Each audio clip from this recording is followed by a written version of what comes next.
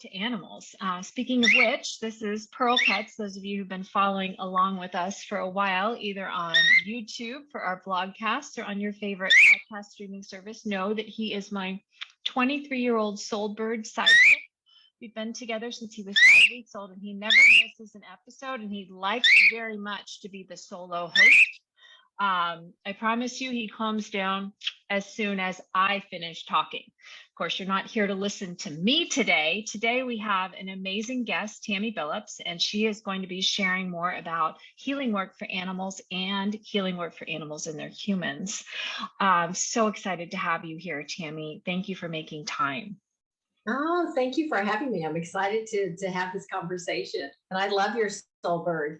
Oh, thank you. I love him. I happen to be partial. I've been told sometimes, especially by my animal communication students, that sometimes he can be a little distracting, especially when they're trying to connect with another animal and somebody keeps trying to join the conversation. But you know what?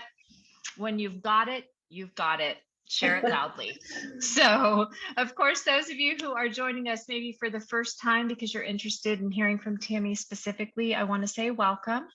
Let's Talk to Animals is really about, I often say it's just as simple as de-wooing animal communication, interspecies communication. You know, if you feel like your pet is trying to send you a message, they are. If you feel like our planet is talking to us right now, it is. In fact, it really needs our help. And so if you're interested in interspecies communication on any level, just understand that you've received that call, you've heard the message, something in your intuition is talking to you. I think it's amazing that you've chosen to listen to Let's Talk to Animals instead of, green smoothies for success or, how to work 4 days a week and live in Bali. I mean, there's so much to choose from out there in the podcast sphere and certainly on YouTube. So thank you for being a part. Without any further chit chat from me, I want to introduce you to today's guest, who has a really amazing and unusual personal story of how you came to do the work that you do. And I would love it. Of course, this podcast, this blogcast is often a favorite for developing intuitives, healers, and animal communicators. And it's really inspiring to hear, how you got started. It can feel very validating, very encouraging and supportive. And of course, you're wildly successful now and you've got all these amazing books and resources and classes. But there was a time, we know it, right? There was a time when you were just starting out. So if you will, rewind us and take us back to how your journey unfolded. Oh, thank you for that question. So I definitely had the kind of 2x4 whack across the head into this. And lots of times people do. And mine came through traumas, in that it was through my mother's passing. And then 3 weeks later, my first pet, my first cat, Kalua, she passed. And of course, it's always a bit harder for us to recover from those beings that pass that we're around 24/7, that we're around all the time. And based on what I had learned through my mother's passing, because I was a kind of student of her death process, I guess you could say, her transitional process, because it came out of nowhere and 6 weeks later she was gone. And my goodness. During that time, she was talking to people on the other side that were coming to greet her. And I would just normalize it for her, and wanting to hear more because that was a new thing for me at the time. But it opened up that process, and I'll forever be grateful for her for opening my mind through that time to raise my awareness about what is possible and about these other dimensions that wasn't on the radar before. So when Kalua passed, my sense was that there was nobody on the other side to greet her because my mother did not like cats at all. Oh, wow. Yeah. And so I was like pleading to the heavens, let her come back and live with me.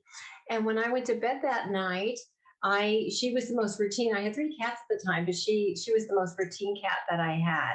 meaning that as soon as I turn off the light and I turn over, she jumps on the bed and goes, and comes around, waits for me to raise up the couch, and she goes down behind my knees. And so I turn off the light, and turn over, and all of a sudden I felt on the bed that went, Wow. I just got chills again. And I immediately, because I wasn't right there with you. Yeah. So I turn on the light. I'm like, it's one of the other cats. Are they imitating her? No, there's nobody there.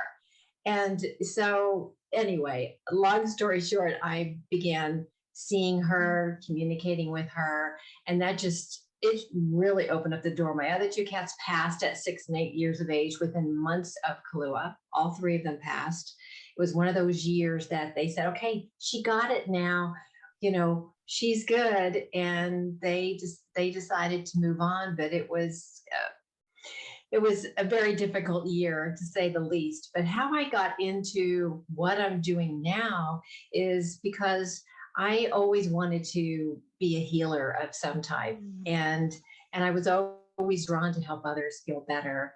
And so I embarked upon a 4-year certification course to help people heal through identifying their emotional wounds and the 5 different core emotional wounds. And I'm able to see those patterns within people's energy fields.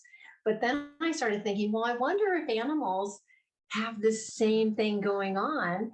And so I would ask my friends in the beginning, can I just work on your animal and see if this will help them in any way? Because I knew no one that did it, right? That's where I was at the time. This was 23 years ago. And what I found was interesting is that when I would connect to the animal and I would see where maybe they had an emotional wound abandonment and something was up around that, I would pan to the person and they had the same exact emotional wound up. And so I went, okay, this happened time and time and time again. And I thought, what are the odds that the person and the animal are always mirroring each other's emotional wounds? Well, I couldn't find anything that, I'm sure others have identified that as well. But when I went researching, I couldn't find anything about it. So I just started doing my own research. And that was the first book, really. Soul Healing with Our Animal Companions was about how much they're mirroring us, about these 5 core emotional wounds and how to identify them within, the animal's behaviors and ailments. And so it started from there. Again, that was 20 years ago or more, where I began working with animals and their people, because as far as I can see, you can't do one without the other, which is kind of a delicate thing, to do. I still have plenty of 2-legged clients that I'm not working on their animals, but when I'm working on their animals, I always let it be known that you're working together in tandem. That's very important. In fact, when my very first, because my story is not so very unlike yours, except that it's happened much more recently, and that my father's passing about 8 months ago really opened up some pathways and then my best friend's sudden passing before that. And there have been several, not to go down that rabbit trail, but there have been several experiences where I really had this sensation of more alike than different, and they're and more connected than not. So many mental assumptions that have been made, and maybe I have even bought into along the way, have kind of fallen away. And yet, when I first realized that that was an option for me, and a really exciting one, to become an animal intuitive and an energy worker, a light worker, I was like, oh, good. I like animals better than people anyway. So I'm so excited to work with animals. And then I found out that I would still be working with people. And because there's almost always a person, if not several persons, attached to a given animal at any given time. And even if they're not presently attached, let's say the animal has been relinquished or is waiting for a new forever home, they have a lot of experiences with people in their past, and often those experiences require some healing.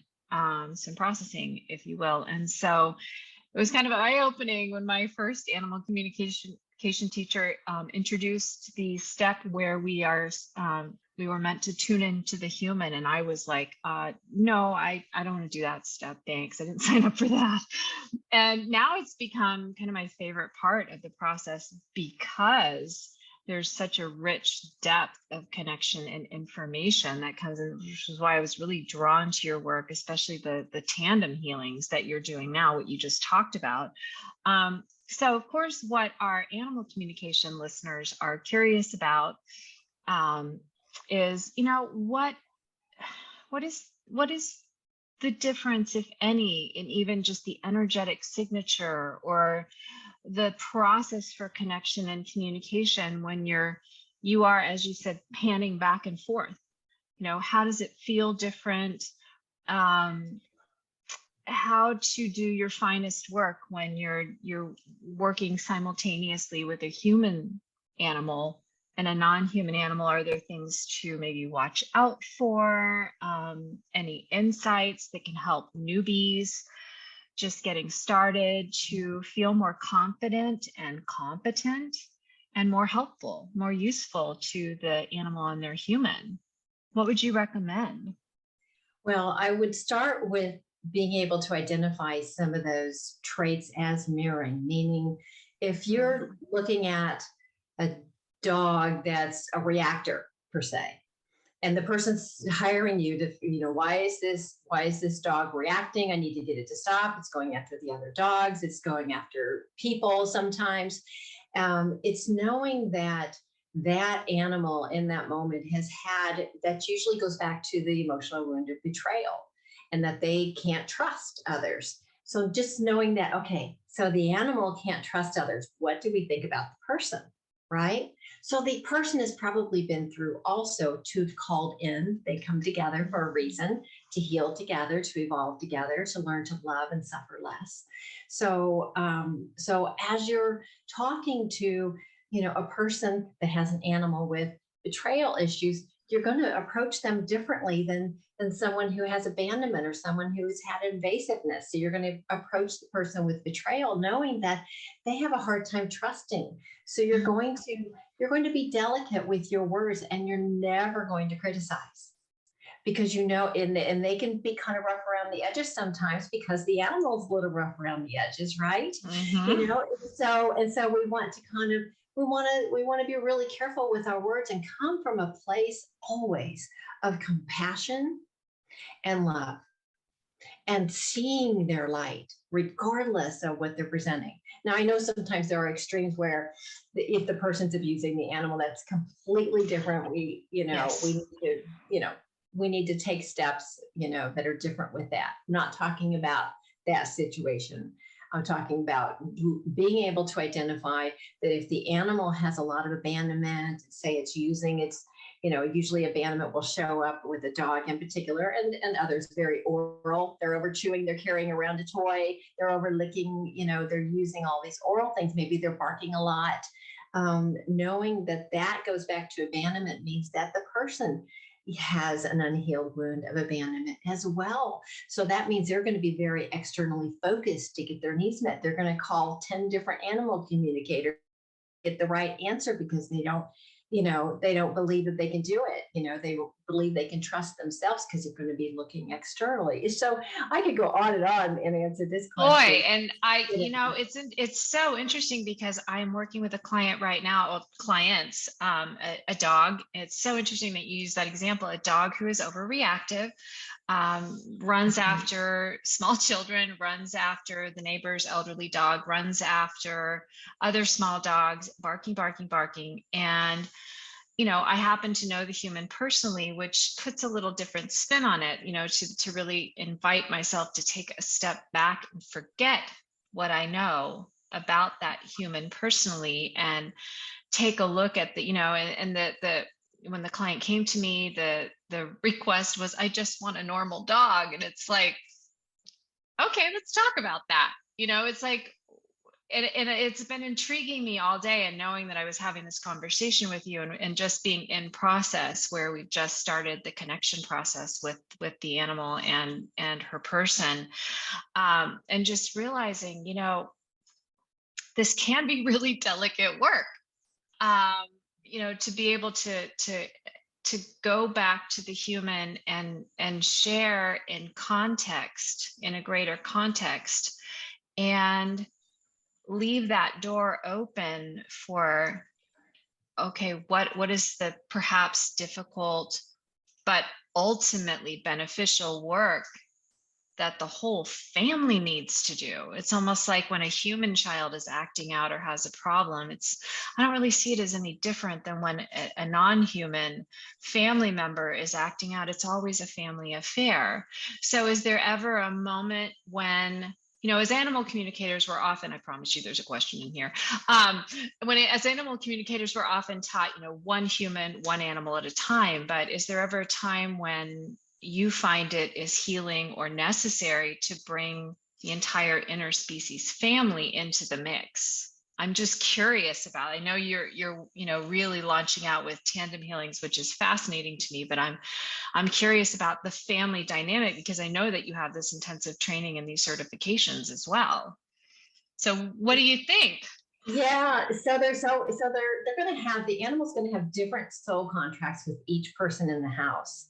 And that's why you see the animal act differently with different people in the house, because they're mirroring different aspects of them that they've signed up to heal together. I mean, we do have these soul contracts with each one. So I'm always open to, when the person says, oh, my husband's in the room, like, oh, put me on speaker. If you feel comfortable doing, obviously, if they feel comfortable doing that, if they're open to it, just because sometimes when they actually hear it from the person versus from the spouse or the partner or the child or whoever it is, it can have more validity, more credibility. So I get that question a lot regarding, well, if my husband or if my spouse would just do this, then I'm sure the animal wouldn't do that. Can you fix them? And the thing of it is that that's a way for them to kind of stop focusing on themselves, because they don't want to be the issue, right? And even though there can be truth to it, the only thing we can really work on is our reactions to the animal and our relationship and our soul contracts. Now, if the other person in the house says, wow, whatever you're doing is working with them, why is she doing that with you? That's different now. And that the animal is still doing it the other way with them, then those are the ways, those little seed plantings, when we model a behavior, is always going to go further. And of course, depending on the relationships within the family dynamic as to how open they are. But I'm always open if they say, my daughter wants to be included, or my son, or, can I do this? Yes, absolutely. Let's all get on board. But knowing that I'm unattached to them all getting on board. And because I believe and trust in the process and accept things, and you have to be able to accept everyone's level of consciousness for where they are. And when you do that, then they're going to be more receptive. I mean, when you really do it, not just say you do it, but when you really accept that person may not be there to be able to shift that dynamic between them and the animal, then it's okay. Trust the timing. And it's amazing how many times I've done one session with someone, and you never hear back, and you think, yeah, what happened here? I probably said this, or I did that. And then you get this referral, from them, and said, you changed their life. It's like, what? You just never know, right? Right. And just being truthful to yourself, stay in integrity, accepting the person where they are and the family where they are, and trusting that there is a higher plan, that you get to be a seed planter, but you're hired to work with that person, that particular party in the family. And so you're going to be helping them to shift their awareness if they're open to it. And then hopefully that will have a ripple effect. Yeah, this resonates so deeply, because of course, as we start our journey, there is that intense desire to be of service, to be helpful, to be useful, to find meaning in our journey and know we're making an impact, and a unique impact at that, that yes, we ourselves bring something that nobody else brings to the table that can be helpful. And yet recognizing that I love what Don Miguel Ruiz has, these 4 agreements, and he talks about don't take anything personally and don't make assumptions. And that has been really helpful for me as I've, connected with hundreds of different people and animals now, and realizing sometimes the session I think went the worst because my brain has certain presets about what it decides are the markers I need to look for that indicate success, home run, you did a great job, pat yourself on the back, atta girl, whatever. They're all missing. Maybe it's because that human expresses satisfaction or appreciation in a different way. Maybe it's because that person is not comfortable expressing it at all, except possibly through a referral. And just kind of tabling that and go, my job is to show up when I'm called. And, I often also hear, because of course I come from a business and marketing background, and the concern is, well, but the market is saturated. There are so many healers. There are so many communicators. And I'm like, no, go down to the local shelter and take a look at all the animals that are there. There will never be enough healers and enough communicators to meet the need. And if you're feeling if you're listening right now and you're still listening right now, and you're still intrigued, and there's something that was like, and I used to think it was the cool kids club. Like I hired animal communicators. I didn't think I would ever be one. And I was like, oh, that's such a cool, it's like singing. You either have it or you don't. And it's like, not really. This is a birthright. And that's where Let's Talk to Animals started from. This is a birthright gift. Now, what you do with it, where you go with it, that can be shaped by your unique background. Like you said, your mother passing, and then your cat passing, and then your other cats passing. And it was like, there was kind of a pivotal moment or series of moments for you. And just understand that we all do bring those unique gifts, but the actual ability to communicate with our planet and with all of life living here with us on it is something we all can do. It's just a choice at some point. Do you want to check it out a little bit further? Do you want to take it a little bit further? And I'm going to say here at this point too, that one of the best ways, and this is going to sound like I just told you I was in business and marketing, and now here I'm going to do it. But honestly, I hired animal communicators for years, and intuitive healers and energy workers for years, healing some trauma in my past, and to help me better serve and care for my own personal animals before I ever got into this work. It is the hands down best way to experience a connection, have an experience of intuitive connection that just basically shuts your mind up, because you're like, I don't know what just happened here, but that was totally real. And so, for me, the tandem healings is what I think I told you before we even started, what really jumped out at me, because it's so unique, and it is born of your unique background and experience. So, not to give away any trade secrets, but what would that be like if somebody listening to the show right now is like, I am very intrigued by what that is, and I would like to experience that, but I'm a little nervous. I don't know what to expect. Maybe I've never done this before. What's it gonna be like? That kind of thing. Can you give us a few tidbits to maybe ease some anxieties and give people some first steps they can take if they want to experience this with their animal? Well, the tandem healings, I did a lot of case studies trying to kind of find my way through it. I would see, because I would work on some animals, and maybe the reason why the person contacted me would immediately stop, but then the animal might revert. And my theory was that it was because the person was still in that same emotional wound, and that energy was still most prevalent between the two of them. So of course they just slipped right back into it. So that was really the reason why I decided to ask for for volunteers to do case studies on Mhm. me connecting with them both heart to heart, soul to soul.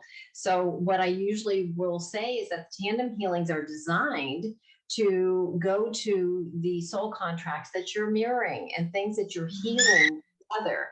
So they're not two individual healing sessions that just happen to be Got happening it. side by Okay. side. What it is, the purpose of it is to go to, okay, if they're both working on abandonment, then let's go to that, because when she feels better, he feels better, when he, vice versa, right? So I connect both like a triangle, heart to heart, soul to soul, and then I kind of start observing, where this, what the soul contracts are, and then just see what's moving out. So and a lot of times there is a lot of this emotional wound stuff. Sometimes it's karmic, sometimes there's some projection, there's maybe the pinnacle teachings that are involved, or some physical soul contracts where the animal might have taken on some of the physical issues, which I used to have that happen with my animals all the time. Yeah. Before I started my own inner healing journey, my animals would, if I got asthma, my cat got asthma. If I got a UTI, another one, it was amazing. And I just thought, what are the odds?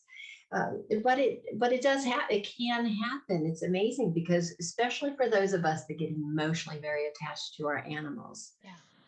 So everyone can always, as far as a tip, of just pulling themselves back and looking at their animals' behaviors and maybe even physical issues as, well, what message is in this for me? What part of me, is feeling that way, or not focused, or whatever it is that the animal's going through. It's like when the person calls out, my dog is jumping, jumping, jumping, jumping, jumping, and I don't know why he's jumping, and I can't get him to stop jumping. And she's and like, I'm jumping, hearing her talk Right. about it. Just listening to her talk. Right. Right. And I'm going, okay, nobody's grounded here, and so the animal's always mirroring us, in some fashion. Sometimes there are button pushers, and we've enlisted that at a soul level as well, for them to push our buttons, where all of a sudden we're feeling disrespected, like, and not heard, like what we were as a child. It's like, yeah, watch this. Here's this issue. You still have this. You need to work on this. So it's pretty incredible, and the more you're open to looking at things that way is going to extremely benefit your relationship, because then your animals can sometimes stop on a dime what the behavior was. It's like, oh, she got it. Oh, he got it, and then I hear that all the time. I see that with my current animals. I'm like, okay, what's the message for me? Thanks, guys. What are you trying to tell me? And I get that. And the behavior just is no longer there. They don't do it anymore. So this would save a lot of medications, sometimes surgeries, not always, of course, but it does have that ability to not just let the focus be, I need to fix my animal. It's like, okay, is there something in tandem that we're working on here? What could that be? What can I do to help myself get in alignment in a higher vibration, so that I'm working on my things? And then watch how your animal reacts to that. I mean, once I started my inner healing journey, and I've had hundreds of sessions. I mean, I was in weekly for years. That doesn't mean everybody has to do that. It just so happened I had a lot of stuff to heal. But as soon as I did that, my animals, their physical wounding and their issues and their behaviors, I mean, it was dramatically different. I used to be at the vet all the time, when I was sick all the time. So I can really relate. Answer. I can really relate, and so can he. We had a mirroring health issue for many years, and spent hundreds upon hundreds of dollars at the vet before I finally hired an animal communicator. This was way back in the day, and discovered that there was a mirroring issue going on, and I was given an affirmation to share with him.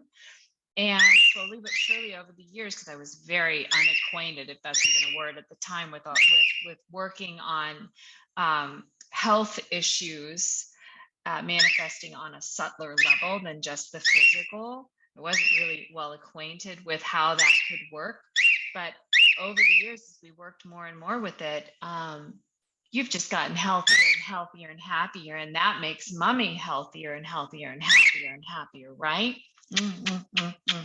Speaking of people being very emotionally attached to their animals, you know, and that is a really good point, because, you know, I often refer to animal communicators as one piece of the puzzle. You know, having somebody come to me and wanting that abrupt shift in the animal's behavior, I haven't necessarily always found that with my clients. Rather, it feels like we're taking one step towards whatever is needed to create a more harmonious home life, because it can include several different pieces. You know, maybe some body work, maybe some, I noticed you were certified in bioenergetics as well, so maybe some body work, maybe some energy healing, Reiki, or other kinds of energy healing work.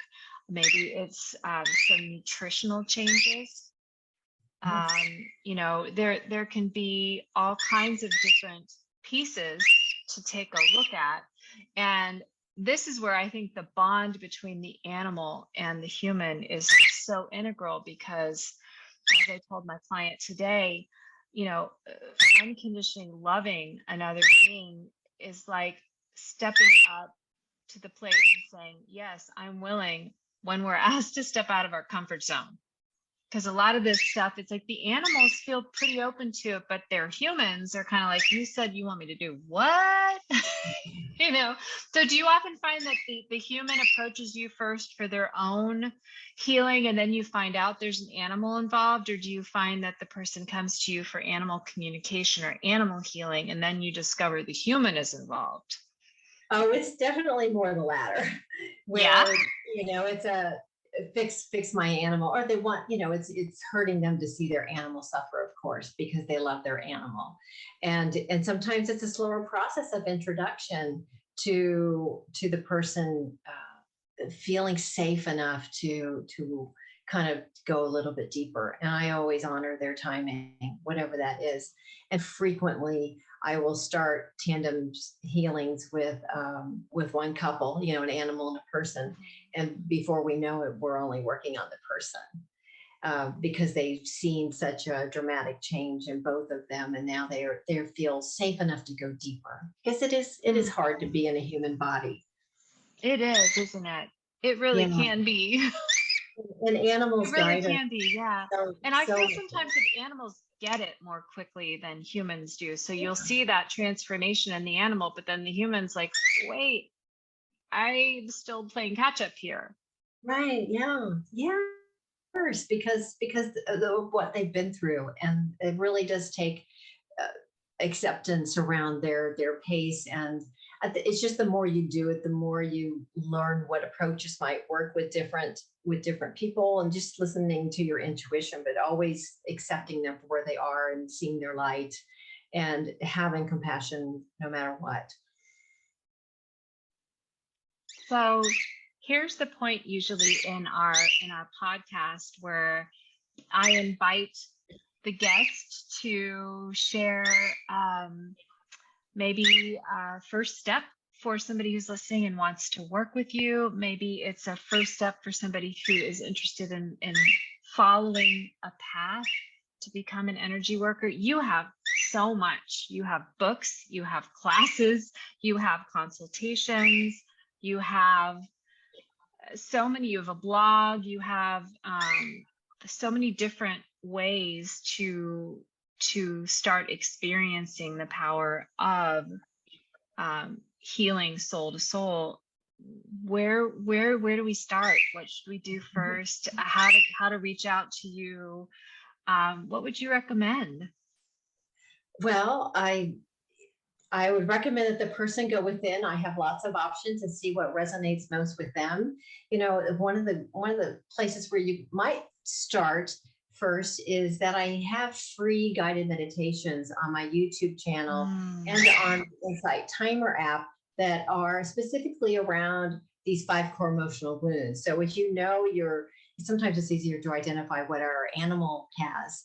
And then, yes, that's a good tip. If we know that they have abandonment, the meditations are designed for you to kind of sit for with your animal, and you'll hear kind of how I work through those, because my purpose in the guided meditations is to give you that new internal parenting voice to help you have the tools to be able to heal that emotional wound. So I also have the books, of course, the Animal Soul Contracts and Soul Healing with Our Animal Companions, and the new one coming out this year is Animal Way Showers. And so those also have, sometimes people like to read first. You can go that route. On my website, tammybillups.com, I have all of my different services. I do a lot of mentoring and mentoring groups for animal communicators to help them ease their way with the approaching of doing things in tandem, with the person, because it just takes more experience. It just takes the more you do it, the easier it gets, kind of thing. Because like you said in the beginning, we think we know what will, make everyone feel better. We want them to do that. And that's the hardest part, is that our hearts are in the right places. But sometimes the approach can be modified a bit that will help actually kind of plant those seeds so it happens faster. So I'm trying to think if there's yeah. So start with guided. I love the idea of meditation. I've been meditating since I was a teenager, and it has really kind of, I'm gonna use the phrase kept me sane loosely. However, it does feel like meditation has really been a rock for me through some very turbulent years. And so Insight Timer, if you have that, or heading over to YouTube and experiencing the meditations, especially if you're really not sure, like you said, what it is. Maybe you just think it's in your animal, and just listening to the meditation, maybe something will pop out at you that kind of lights a candle, or ignites a spark, so to speak. It's certainly not going to hurt at all. Yeah, for sure. And then it looks like you've got classes, you have several books, and mentorship. So a rich assortment of options, and very, very grateful. TammyBillups.com, by the way. I forgot to say that at the beginning of our podcast today, and that's BILLUPS is in Sam.com, and I'll put that in the show notes as well. Right. And so appreciative of your time today, Tammy. Grateful to hear more about this process. It is so needed. And yeah. I think this one is perfectly healthy. Pro, you're perfectly healthy. It's your mommy who needs all the work, isn't it? Shannon, thank you for all that you're doing for so many wonderful animals. Your work is extraordinary, and thank you for sharing it. Oh, absolutely. I'm every single time. I've been podcasting for, I don't know, more than a decade now in one form or fashion. I'm still extremely nervous podcast host, and I still can't believe that anybody is like, yeah, sure, I'll trust you to go on the air with me and talk about whatever comes out of your mouth, Like, I'm always very excited by that. So look forward to sharing more of your work with everyone who's listening and watching. If you're enjoying Let's Talk to Animals, nervous podcast host cannot remember the name of her own show. I think that's proof right there. If you're enjoying Let's Talk to Animals, please leave us a 5-star review, or Pearl suggests 50 stars if that's an option in your area. Please leave us a comment if you have a question for Tammy or for myself, or for both of us. We'd love to hear from you. If you have a request for a future show guest, let me know, and I will do my utmost. And we hope you will join us here every week on your favorite streaming service, or on YouTube, or both. To learn from amazing, innovative, empathic, and heartfelt animal intuitives and healers who just want to make this a happier, healthier place for all of us to live. So look forward to welcoming you again next week. Thank you again, Tammy, for being with us today. You can find us on animallovelanguages.com, by the way. There's another marketing moment for you, and one that I almost forgot. More importantly, you can also find Pearl on animallovelanguages.com, and we look forward to seeing you there as well. Okay, have a wonderful rest of your day, and bye for now.